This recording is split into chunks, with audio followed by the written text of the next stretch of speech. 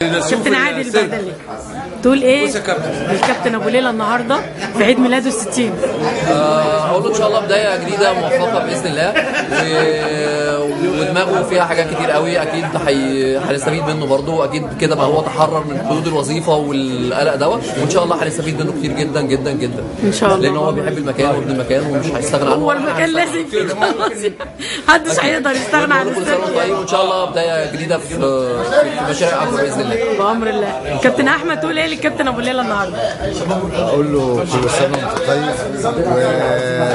وانت جيت في نقطه جديده لاعماله اللي استفاد بيها من خلال خبرته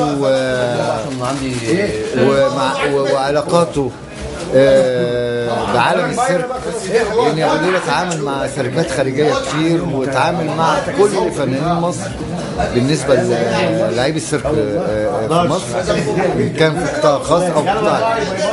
ودلوقتي شايف ان ابو ليلى ممكن يفتح مجال للسيرك اكتر ما هو كان في القوم، لان معظم الدول اللي عرفت ابو ليلى كفنان سيرك دايما بتسأل عاوزين بلاد بفن السيرك وكل نجوم السيرك، وابو ليلى فعلا بيدعو للفنانين السيرك من بره يوديهم في الشرق، ومن الشرق يوديهم في الغرب، وحقيقي